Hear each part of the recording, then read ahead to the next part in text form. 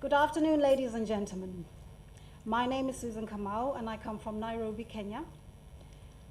I remember as a child, my dad's mum. Shosho was the name that we'd call her. And Shosho had a deep ridge that ran across the top of her head, where she'd tie the string that held her large traditional hoop beaded earrings. This deep ridge was caused by the years of long-distance walking while carrying large and heavy bundles of firewood and jerry cans of water back and forth to and from her home. This fetching for her started before she was 10 years old, and it went on into old age. What a life, what a life, what a life. And this goes on even today in Kenya. We are killing ourselves and our world surely but slowly. I visit my aunts and cousins up country, and they tease and they laugh at me when I leave the tiny kitchen, my eyes tearing and stinging, my nose running and burning from sitting around an open fire cooking. She's a city girl, she's not used to this. But they, after years of exposure, are used to it. That right there is a danger. I think many poor Kenyans do not know of the damage caused. And if they do, they imagine they couldn't afford a change. As a modern city girl, I find it hard to imagine the time wasted and the productivity lost when women and children engage in these activities, not to mention the exertion and the energy spent that could be used more effectively. A dynamic city of more than 3 million people. Because Nairobi is a hub in East Africa, the many national and ethnic groups living there have created a city palette that is diverse as its people. But when I learned about the impact that cooking smoke has on so many millions of Kenyans and potentially billions around the world, I felt that I just couldn't continue my work and my career without turning attention towards this issue.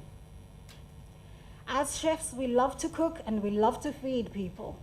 But that's why the Alliance's motto of cooking shouldn't kill resonates with me so much. Of course it shouldn't kill. Of course it shouldn't kill. I mean, that's crazy, isn't it? Cooking should promote and sustain life. In my country, there is a silent alarm sounding that we must open our ears to. Nearly 2/3 of the population burns solid fuels to cook each day. That's some 22 million people, almost 16,000 of whom lose their lives senselessly each year due to a disease caused by cooking. The vast majority are children who by no fault of their own were sitting with their mums or were strapped to their mums as she was cooking. We know that there are better solutions out there that can change this today. That's why I'm so pleased to join the Global Alliance for Clean Cook Stoves Chef's Corps with my chef friends today. As chefs, we have a unique perspective on culinary and cooking practices and traditions that I believe can really resonate with the public. In collaboration with many local organizations and national government officials, the Alliance has made Kenya one of its priority countries because it believes that the mechanisms are in place to create and sustain a robust market for clean cooking solutions. I had the opportunity to visit one of these local groups last year, the Paradigm Project.